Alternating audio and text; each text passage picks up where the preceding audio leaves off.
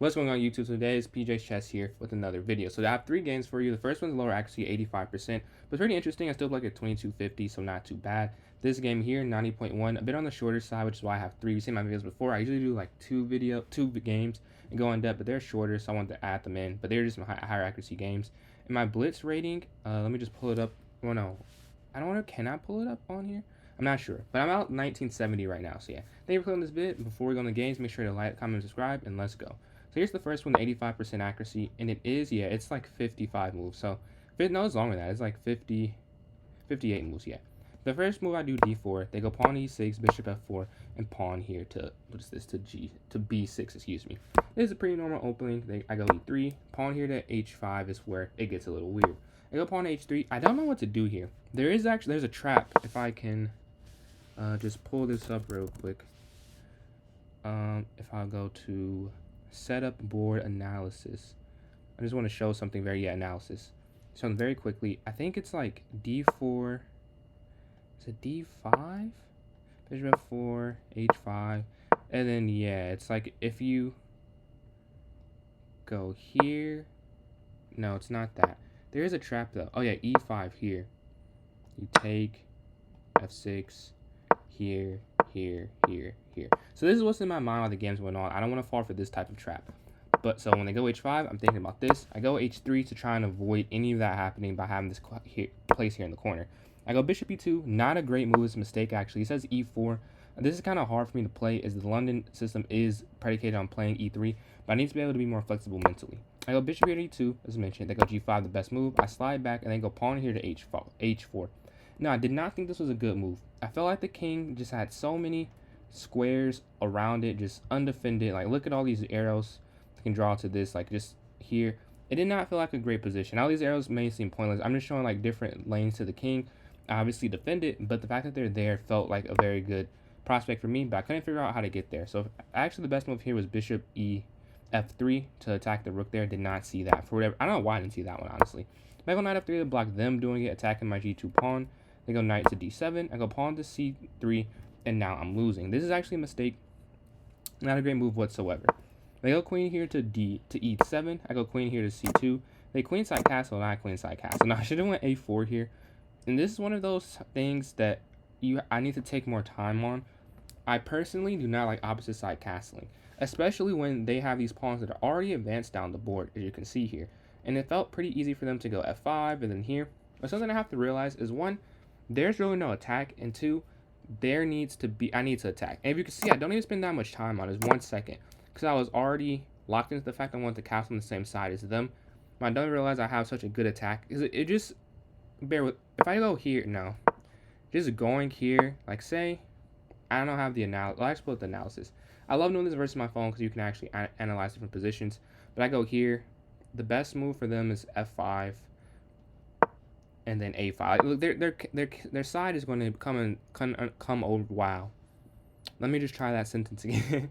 Their side is going to come under fire very quickly, and I didn't even take the time to evaluate that, and I merely went for a defensive countermeasure, which is something I'm very good at. So I've got to where I am. I'm not a master, but I'm 1864 over the board. I'm pretty defensive player, pretty positional, but I need to be able to diversify and able to hit that next step. Although I don't think I'm plateaued, I just don't play a lot of tournaments, but just online seeing it, I need to be able to do that so I can do it over the board as well. But I go rook here to g1. Another mistake, a very mistake riddle opening for both. Oh, I remember this game now. I'm actually completely losing, I'm pretty sure, in a couple moves. I didn't find it though, but yeah, g4 take, knight back, bishop here, and I'm -2 in this position. This is because this bishop actually guards this promotion square right here. So I don't know if you can see me. Yeah, and guards this promotion square right here, which is sort of an issue. So they go pawn here to h6, a6. I go f3, and after e4, I know what the eval bar says. Neither of us are playing with this next to us, so I feel pretty good because there's no way I'm gonna let them promote right there. I slide the rook over here to the h5 again to double up on it.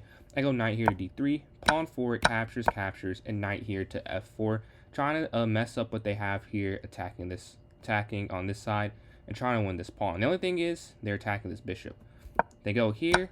I take the pawn, and the reason I take the pawn because the knight's defending it. They do have a room to defender tactic, but I have a fork here, which is what they actually try to avoid, and knocking my bishop to safety, also attacking this pawn here. But I do mess up. Says I should have just Wow, slid my rook. Oh yeah, slid my rook here. I was so confused. I thought it sat there for a second. But I go bishop here to attack, but I mess up because they have this nice little tactic that wins the knight here. Now I wish there was a way for this to work out, because if you can see here, we're actually attacking this pawn, but you can't. The reason you, whoa, apparently you can. I didn't do, because if you take, they take, and then is this not just losing? Yeah, okay. The analysis board says it's losing. I thought it was losing. And the game review analysis aren't always hand in hand. But when I was playing the game, I was like, there's no way you can do any of this. But I think it's just a losing position in general, and that was a better losing move.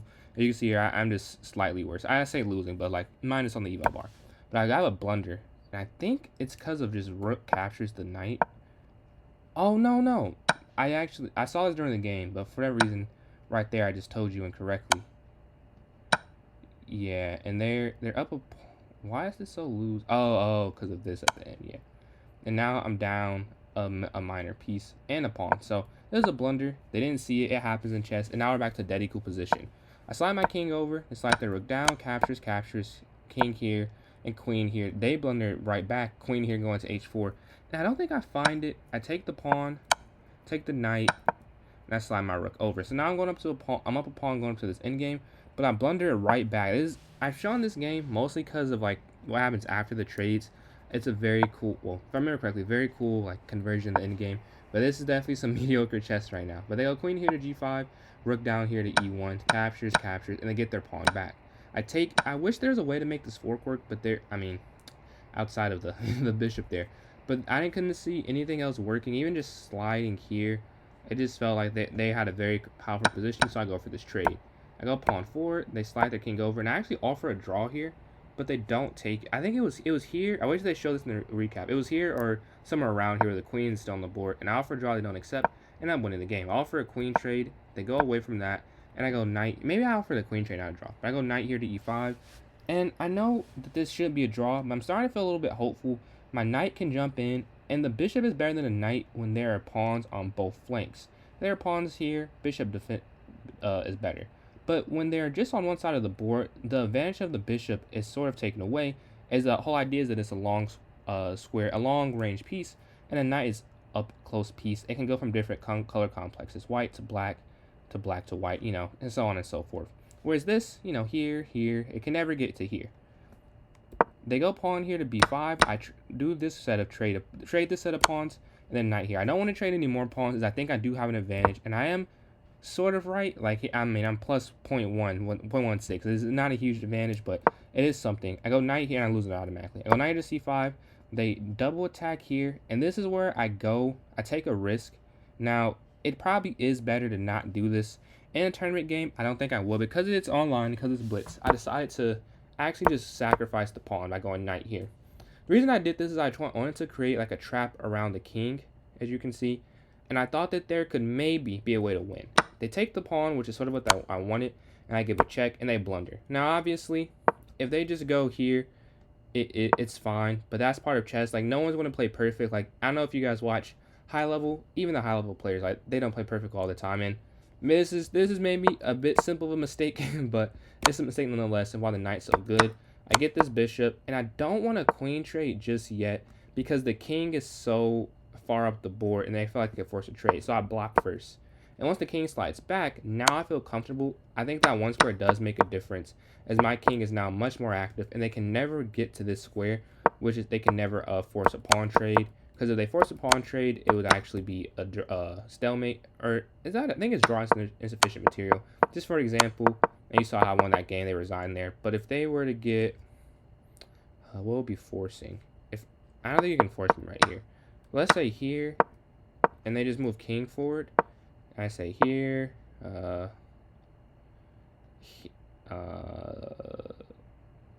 just for an example here. And then if I were to go there, like, I would never do that. But this is a draw submission material because a knight can't checkmate them, although I am a minor piece. So yeah, that's that game. That one took a lot longer to talk about than I wanted to, but I just thought it was kind of interesting. And here's this next one, 90.1. A bit shorter, but I thought it was cool. I go d4. They go knight here to f6, bishop here to f4, pawn to d5, pawn to e3, and pawn here to e6. Now, following this, This is, I don't remember when I played it, but I think it was like a middle of the day game. So I was feeling a little, but I wanted to play chess. So it's definitely pretty cool to get a win like this with such high accuracy. They go bishop d6, I slide my bishop back. They castle, knight to f3, I castle, and we trade bishops here. Now, the computer, I didn't talk about this at all. It wants me to go knight here to f3, but I personally do not know how to play this, so I go for something that I do know, which is bishop back. Forgot to mention that. And we have this trade here, and c5, c3, and pawn to c4. Now, this is where I know the game is going to be over. Well, not over. Where the game's going to go. I go bishop c2, the best move.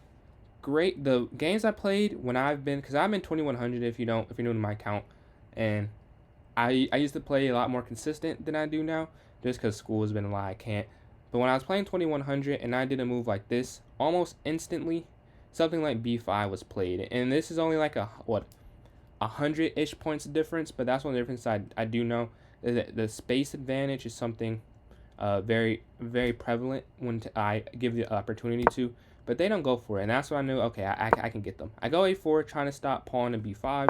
They go knight here to g4, knight here, knight b to d2, pawn 4, and pawn here to e4. And this is where they mess up very badly. They go f5. Now, in itself, f5 is not that bad of an idea, but it's a bad move. The reason I say it's not a bad idea, because what you're trying to do, they're trying to put pressure there, trying to guard the knight, and this is what they're probably thinking. They weren't thinking about the square that leaves behind, like, this is weak, and this is actually how they lose. We'll get to that eventually. Maybe you can see how, but they lose because of this square, because the pawn can't be there protected. But even more present, they can't stop me taking this pawn. The reason they can't stop me, there's no defender. There's no knight there. The pawn is pushed too far. They left this one behind, and I take that. They push the pawn forward. I drop back. Again, I got to make sure that I don't lose my knight. Attack that to win material. Attacking that still. And if that pawn moves, this will fall. So everything's under attack for them. I move their knight. I take the knight, take this pawn, and bishop here. Now this is not a great move. It's a very shallow idea, but sometimes being shallow works, and they slide their king over. Knight, again, still not even the best move. It's saying pawn here is better. I don't understand why. I guess I can still go there, is what it's saying. Okay, yeah, so I just got less material than I could have got doing this, but it ends up working out.